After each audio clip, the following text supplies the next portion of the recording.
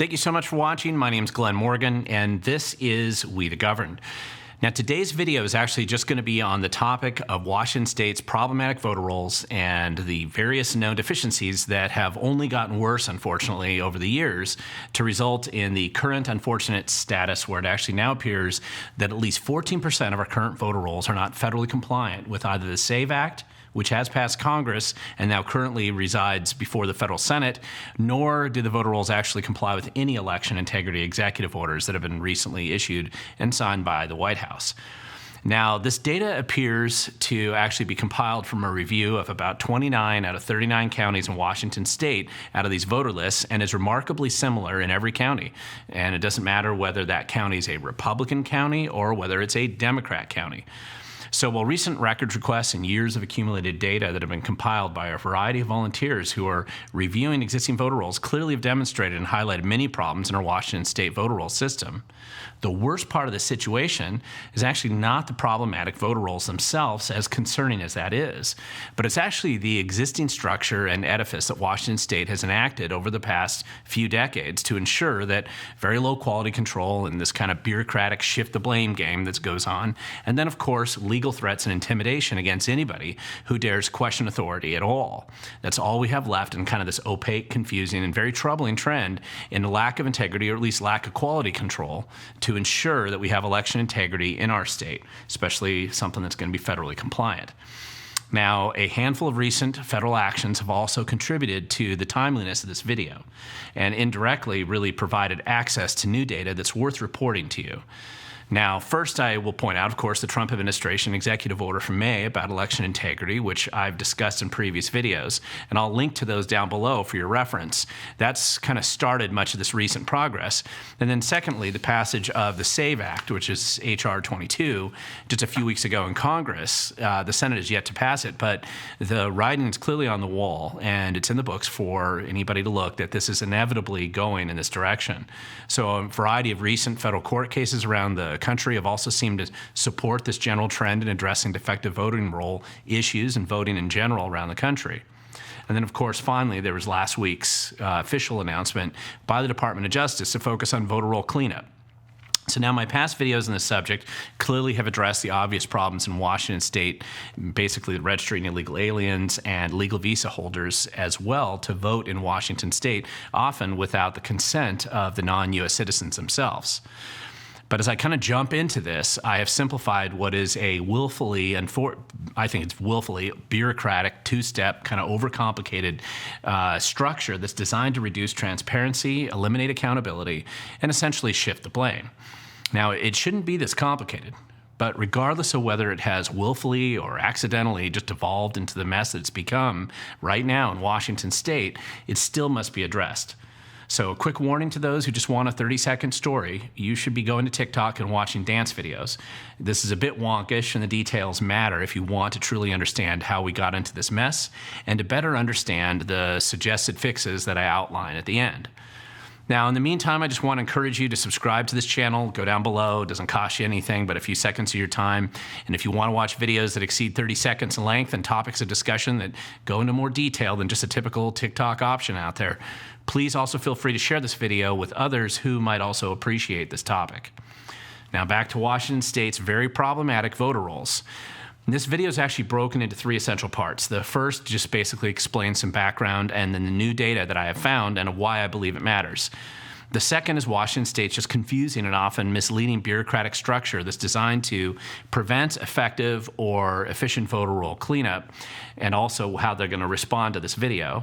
And then in the final part, I'm going to outline a specific step that I believe the federal government, particularly the Department of Homeland Security and the Department of Justice, can actually do to assist in our efforts to make Washington State's voter rolls much more accurate, certainly cleaner, and federally compliant with election laws. Now, first, why am I doing this, and how did we actually get here to this place in the beginning?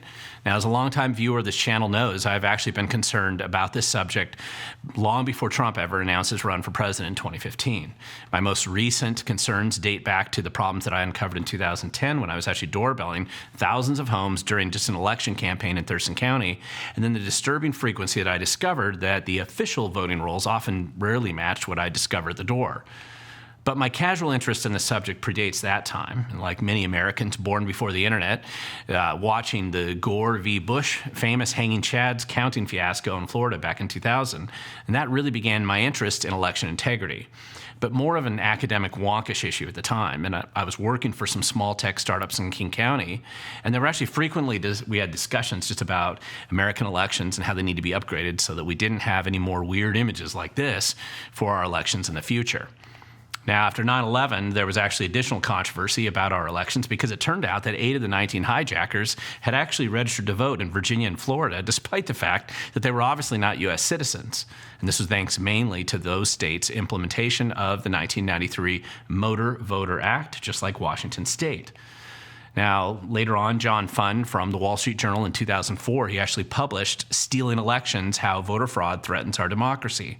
Now, this interested me at the time, and it was mainly just because I had actually met John Funn when I was chair of the College Republicans at Columbia University in the 1990s, and I had invited him to come speak at our club on campus. He never ended up coming, but, so it's just this Washington state governor's race in 2004 that shortly happened after that. That's really the issue that kind of woke me and, of course, a lot of other people up in Washington state to our very problematic voting rolls and the system that we have here.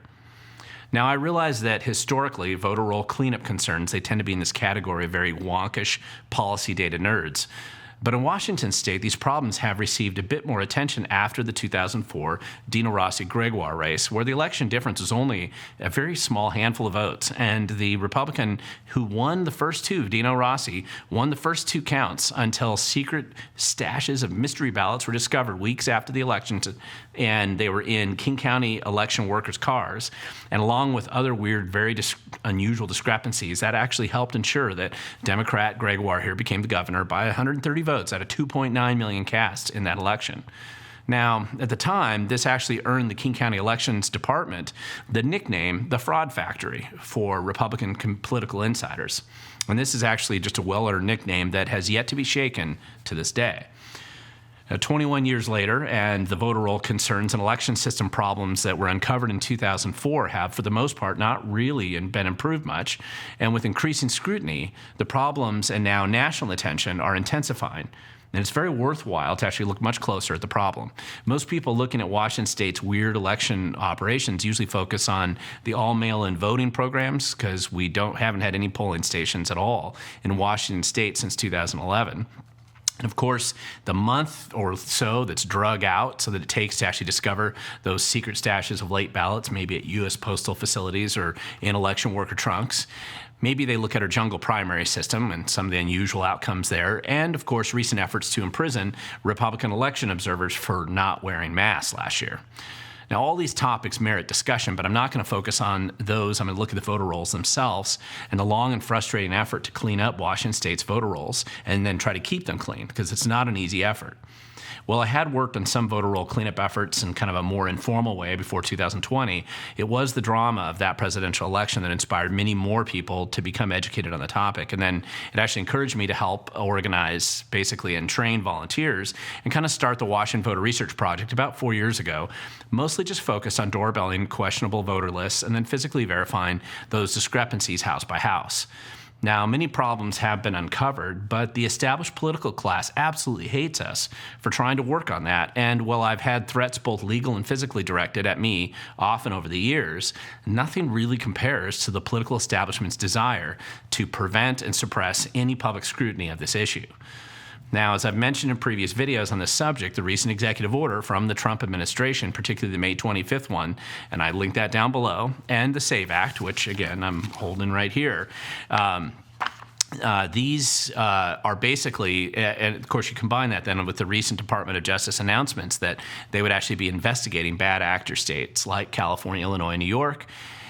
It was really curious. I was very interested and very curious about the preparations that were being made at the local county auditor level in our state and whether they'd be compliant with these proposed federal laws. And there are a number of Washington state county auditors who I know have actually deeply cared about maintaining accurate voter rolls. So I reached out to some of the auditors in preparing for this video. Now, one of them was Franklin County Auditor Matt Beaton, where I also filed a records request, and he helpfully offered to let me visit him earlier this week and review their efforts and to be clear clear there's a number of local auditors, not just him, but many of them that are trying to make similar efforts to ensure that they're ready to comply with these federal mandates, assuming they become law, enforceable law here.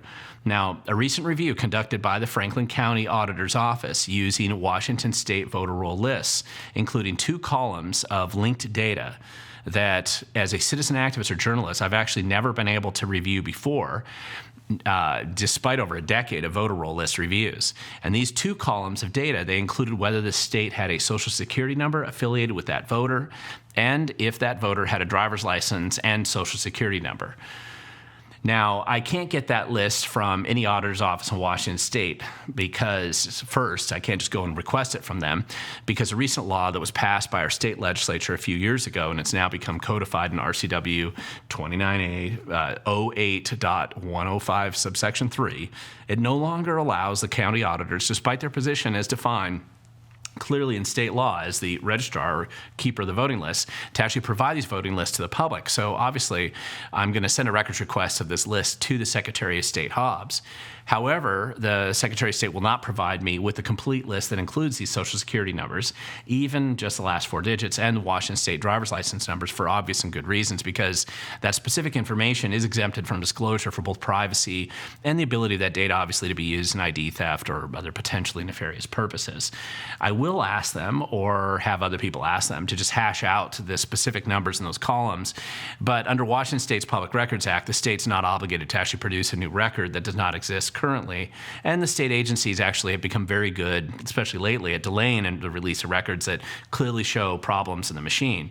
And so it seems likely that at the state level, they have never even bothered to look at this data. So let's go back to what was discovered when we actually looked upon review of the Franklin County data, and I'm saying they discovered this. And what they really discovered was the disturbing fact that 14% of these voters, most of which are actually active voters, not old voters, I mean, these are people who vote right now, they don't have any Social Security numbers referenced in the state's data at all. Now, under HAVA, which is the federal voting law, they're not required to put it in there, but it's nevertheless the point that it's not in there.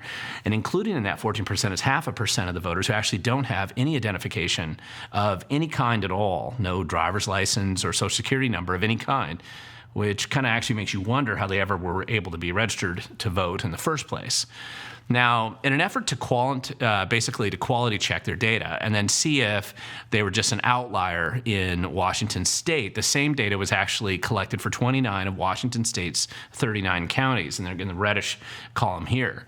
And while the specific missing information, it ends up being slightly different county by county, the overall aggregate data results after a review of close to 1 million voters here, which is about 20% of the state's current voter roll list of a little over 5 million registered voters.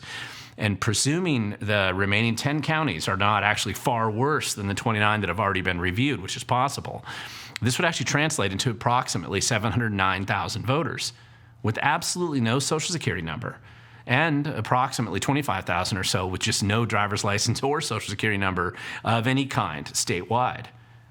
Now, the question, of course, is why does this matter and why is it important? Now, one repeated claim that the Secretary of State and the division of the Secretary of State VOTWA, who's actually theoretically assigned to their task of voter roll management, they actually claim that they use the Social Security number verification service through the Social Security Administration to make sure that registered voters are actually real people and that they're citizens. But how can they actually do this when they don't have the Social Security numbers in the first place? They can't, obviously. Now, keep in mind, this data set is a snapshot in time. It really does matter because in the last 5 years of intensive review of the voter registration in Washington State, this is actually the first time anyone in any legal capacity in the state has ever bothered, as far as I can tell, to check this information. And unfortunately, it also exposes the fact that we are being lied to at all levels of the state, essentially, when it comes to voter roll validation. Because obviously, 750,000 mostly active voters, they clearly aren't being checked out in the way that Secretary of State represents. And yet this is a common pointless talking point that's issued by the Secretary of State to conceal the fact that essentially nobody's even trying to clean up the voter rolls.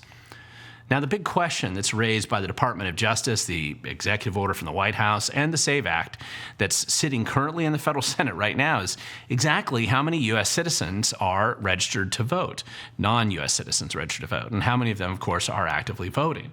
And how can they be verified? How many are in the voter rolls, just like those 8 9/11 hijackers who were registered to vote when they smashed their planes into the World Trade Center and the Pentagon? And then, of course, how many of these are actually registered to vote in Washington state? Now, we know based on public whistleblowers and non-public whistleblowers at the Washington State Department of Licensing that they've registered non-U.S. citizens to vote every day and pretty much every time that somebody goes in to get a driver's license in Washington state. I've played those videos before, and I'll link to them down below.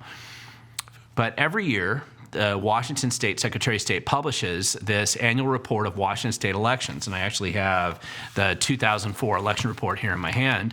And this is pretty helpful information. And a few of the previous years are actually piled up here. And these can be downloaded from the Secretary of State's website. I'll actually link to those down below. But however, one interesting data set reported here every year, it's on the last page, is where voter registrations actually come from. And last year, at least according to this report, 53% of all registered voters were registered by the Department of Licensing. This is actually a misleading number because the true number is going to be much higher than that because this voter registration by source report, it includes change of addresses and updates and moves, which are usually reflected in the 33% of the data that comes from the mail and the online columns here. And that would actually shift the number much, much higher in those address changes if those address changes were actually removed from the data. And it's worth noting that even with this report right here, only 4.5% of voters are actually registered to vote by walking into the auditor's office and then doing this in person. So now if you look back on these previous years back here, the numbers have even been higher frequently for the Department of Licensing. Now, when I've asked county auditors how many non-U.S. citizens are registered to vote in their counties, they have no idea, and really they're not even allowed to know. And here's a quote that I have from Mason County Auditor Steve Dunkel, who stated in an email to me, and I'm directly quoting here. He said, "Most citizens don't want non-citizen voting, and I'm often asked by constituents how many illegal aliens are registered to vote. And I tell them, I don't know. There's just no information in the voter registration database regarding citizenship status." End of quote. Now, the bigger problem, of course, is that nobody in state government really wants to know this data, even though many of the 39 auditors in Washington state clearly do want to know it. And therefore, the state keeps this information concealed and hidden from the public. Now, are all these 700,000 or more active registered voters without Social Security numbers? Are they non-U.S. citizens? It's probably not the case. Some of these just might be people who are victims of very screwed up records at VoteWa or just incompetence of the Secretary of State. But nobody really knows because nobody's clearly looking. And nobody inside state government's going to look at all, regardless, unless they're forced to. And of course, since Washington state is in active litigation, as you can read here, with the federal government on the subject right now, we're not alone. We, just like the other 19 states who don't want to clean up their voter rolls, it seems unlikely that Washington state's going to want to look too closely. And remember, this is all being done to prevent any voter roll cleanup efforts, either as a result of the executive order or of the Department of Justice as they continue to enforce that and other laws. Now, one misleading example of this is where the Secretary of State indicates on its website that the state verifies these voters. That's what they actually say. But that implies, sort of, that it's the Secretary of State doing this. But in truth, they don't. And they don't have the staff to do it. They essentially outsource this effort to the same Department of Licensing that is registering non-citizens to vote every single day right now. Now, how well do you think these guys right here are actually doing, and how well do you think that's working? Now, worse than this, of course, recently, is the discovered shortfalls, is the compounding challenge that the Social Security Administration's offices right now, Washington State and elsewhere, they've been handing out Social Security numbers or IDs like candy at a parade for many years now so that non-citizens, usually illegals, can essentially sign up for Apple Health or SNAP benefits, which are the state's implementation of Medicaid and food stamps. And since DSHS and all of the state agencies are directed by the state of Washington to register everyone who comes and collects benefits, make sure you register them to vote, none of these non-U.S. citizens would show up on this list of 700,000 active voters without Social Security numbers anyway, because these people are collecting benefits in most cases that they already have a Social Security number that's been assigned to them so that they can fill in that little blank and start collecting those benefits. Now, years ago, citizens in Washington state, other activists, right, who wanted to actually expose this problem at the time, they were using the jury duty excuse letters that were posted by jurors who actually, or people who were requested to be jurors, who claimed they could not serve on a jury because they were not U.S. citizens. Now, only registered voters are in the jury pool. And these records were public at the time. You could file records requests and get them. And activists collected these records from various superior courts all around the state, and they used them to expose the Department of Licensing registering non-U.S. citizens to vote. But now, what do you think Washington state's response to that was? Well, of course, Washington state changed the public records law, and they made jury duty excuse letters no longer disclosable under the Public Records Act. And then even when an elected county auditor requests these letters, they are also threatened by the state of Washington with possible prosecution for daring to know the truth about non-citizens on the voter rolls. So now the state then tells us that we can't prove how many illegals are on these voter rolls. I mean, this is just no secret that bad actors are going to manipulate the voter rolls if they believe they can get away with it. In Seattle back in 2007, this poor guy here, Clifton Mitchell, who actually, unfortunately for him, worked for Acorn at the time, he was convicted for falsifying nearly 2,000 voter records using the Seattle Public Library at the time. Now, I know you're telling me, who knew it could actually be used for more than just shooting up meth and surfing porn by drug addicts. But anyway, at the time, Acorn was essentially caught and convicted for producing fake voter registrations. Now, this poor guy here actually had to pay the real price, but Acorn basically had a wrist slap and a minor fine, and then our political class wants us to believe that it never happened before and it's never happened since. Unfortunately, back in 2007, we had Jane Balaw here, who actually she registered her dog to vote for basically in protest in King County at how slipshod and sloppy Washington state's voter registration process was. And if she hadn't made a public statement out of this, it's unlikely that her dog ever would have been removed from the voter rolls or the jury pool. Of course, she's the one who gets prosecuted for this, while the rest of the political class pretends that there's just nothing to see here. So, okay, now we have approximately 700,000 mostly active registered voters in Washington state with no social security numbers attached to them at all, and 25,000 of them with no driver's license or ID of any kind. Now, it could be way worse than this, but why does this even matter? What will the Secretary of State, the Department of Licensing, our Attorney General, Nick Brown here, and Governor Bob Ferguson say in response to this? Well, it's generally very predictable. When I analyze the 5 steps of bureaucratic grief, when their protected political narrative is actually found to be wrong, here are their responses and why I believe these responses are wrong. Now, stage 1, of course, is blame Trump. I mean, this is a relatively new stage in the bureaucratic 2-step game of shifting the blame, but you have to ignore the issue and then just go full Trump derangement syndrome. This is how Governor Ferguson has existed in political office since at least 2016. And of course, now he's gotten to the point where he has Trump Tourette syndrome. Attorney General Nick Brown has basically been on the same bandwagon, and unfortunately, Secretary of State Hobbs, he's going to probably join him in this. Now, obviously, this problem I'm exposing predates Trump's run for political office, and our state's political class and their obsession with Trump doesn't exempt them from the obvious problems that are being exposed here. But moving on to stage 2, we're going to see denial and attempting to ignore it. And I'm not sure how long they can stay at that stage, since I'm using their own data, their own programs, and their history. And frankly, more people that look under the hood and the mess of Washington state's voter rolls, the harder it's going to be to pretend that this isn't actually happening, particularly with clear evidence the Department of Justice is going to be digging into this one, which shifts us into stage 3. And of course, this is going to be where the Secretary of State and everybody involved, they're going to claim this is de minimis. I mean, this is typically what happens when I report on, for example, the dozen or so non-U.S. citizens who were registered to vote and are here legally. They're H-1B visa holders at Microsoft or Amazon, or maybe they're student visa holders who were registered against their will and oftentimes without their consent. And I've had people from China and Australia and Canada, Denmark, England, and many other countries in this exact same situation. And our political class just turns up their nose, saying it's too small to matter, too small to notice, and it's really never been documented before. Plus, of course, they threaten to sue anybody who does document it. The problem with this response is really that 700,000 voters of Washington state is not de minimis. This is actually a large enough problem and a significant defect in the voter roll to impact and possibly change every election that we've ever had in our state, with very few exceptions for the past 20 years. Now, we just had a margin of less than $50,000 for a state Supreme Court justice just last year, and we had a primary just a year ago, last August, for the Public Lands Commissioner that was decided by less than 60 votes statewide. So this issue is not de minimis by any definition, even in the fever dreams of our political class in Washington state, where they often try to ignore the reality of math, which is going to shift us into stage 4.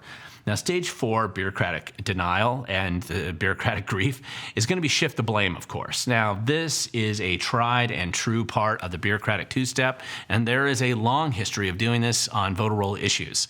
The Secretary of State, they're going to blame county auditors and say, hey, they're the legal registrars and keepers of the voter rolls in our state. It's their fault. They're also going to blame the Department of Licensing with actually pretty good reason, since that's the black hole where basically voter registrations are often invented. And who needs ACORN today? Now, the Department of Licensing, of course, is going to shift the blame to Secretary of State, saying, hey, we just click the buttons and do what we're told. It's the Secretary of State's responsibility to manage those voter rolls. They might blame their close to worthless vendor, Eric, which originally was founded by a former employee of the Washington State Secretary of State back in 2012. But regardless, the round robin of it's not my fault, it's his fault, will certainly be the stage that they get to very, very quickly in this process. And what makes this tough is that I have some sympathy, for instance, for the county auditors, many of whom actually want to do the right thing and clean up the voter rolls. Now, don't get me wrong, too many of them actually want to spend their work retreats making candles and then doing team building exercises when they get together. But some of them actually take their work very seriously. And the problem is that, well, both the SAVE Act, and again, as I told you, this isn't fake, I'm holding it in my hand right now, and the Secretary of State, they want to shift the blame on the county auditors and say that the auditors have to go to prison for registering non-citizens to vote. But the county auditors have gradually, essentially, had all their authority stripped from them over the past 20 years. And it's accelerated recently. As an example, here's another quote from Mason County Auditor Steve Dunkel. And I know it's long right here, but I'll quote it anyway. If the Department of Homeland Security actually provided me with a list of illegal aliens to cross-check with registrants in the voter registration database, state law would prevent me from canceling non-citizens unless I was able to contact them and they agreed to complete a voter cancellation form, or they responded to an automatic voter registration acknowledgement notification package stating that they declined to be registered to vote or were ineligible to be registered to vote. That's RCW 29A.08030. Outside the voter registration challenge process, I can only cancel active registrants if they are deceased, RCW 29A08510, or if guardianship is imposed, statute referenced, or if they're convicted of a felony, statute referenced. For inactive registrations, RCW 29A08630, subsection 3, requires that I cancel the registration when receiving information that they moved out of state or died. There is no provision at all in state law to cancel the voter registration of non-citizens. Now, after Washington State passed same-day voter registration about 7 years ago and then forced the Secretary of State under Kim Wyman to create VoteWA for a master statewide database, voter database in response, the local auditors have almost zero control over their own voter rolls. Nearly all the registrations come from other agencies, and even when they do register a walk-in voter and enter that person in the system, it still doesn't actually become a voter until somebody approves it, usually an employee at the Secretary of State's office. So who's really to blame in this case? Now, as the blame game goes on, we're going to move into stage 5. Now, stage 5, of course, is where these guys like to live, which is litigation and threats. Once the narrative actually starts to come apart at the seams, and then the blame game becomes too self-defeating and self-destructive, and if you just can't get somebody on whom you can stick the blame for sure, then, of course, you threaten and file lawsuits against the whistleblowers or reporters like me. Now, I'm not sure how long it's going to take to get to this point, but it will be a true sign that they are desperate when they get to the stage. Now, most of the senior insiders in this play are very familiar with what is actually happening. I have a map here I'm going to show you. I mean, these guys from the Washington State Attorney General's office and the Department of Licensing, they share this exact same building, office building in Olympia for many decades now, and Inslee firing the head of the Department of Licensing in 2018 for cooperation with the feds is a known level of drama, and they absolutely do have a lot to hide, and they know it. These guys all work together, talking back and forth down the hallway. So, okay, we know something's wrong here, and it does look like a real bureaucratic and legal mess to clean up. Washington State's voter rolls, and I know this has been a long video right now explaining the problems, why it matters, and how the state's going to respond. But what is the solution? Now, this isn't a perfect solution, but it is a realistic one and something I believe that can be done very easily right away. We know that the Department of Homeland Security has the list of all non-U.S. citizens in Washington state, as imperfect as it might be. And these are the ones who are both here legally, and they include like visa holders, H-1B, student visas, guest workers, green card holders, etc. Now, when I actually I was involved with other activists who tried to get these lists back in 2018 and 2019, the administration wouldn't release them under a FOIA request at the time.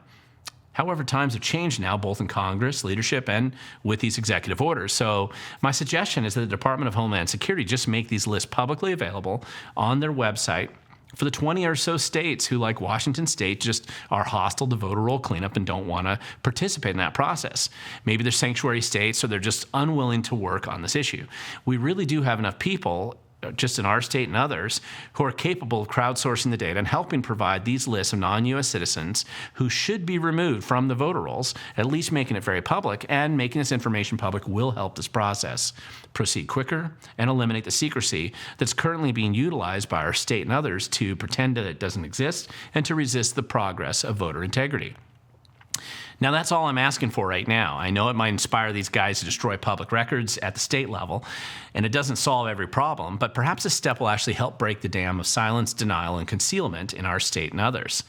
And I'm aware of the other steps that the Department of Justice has indicated that they want to take to fix the inactive voter lists, and the national exchange of address update system, the duplicate voters in multiple states, and the fake voters that don't exist at all.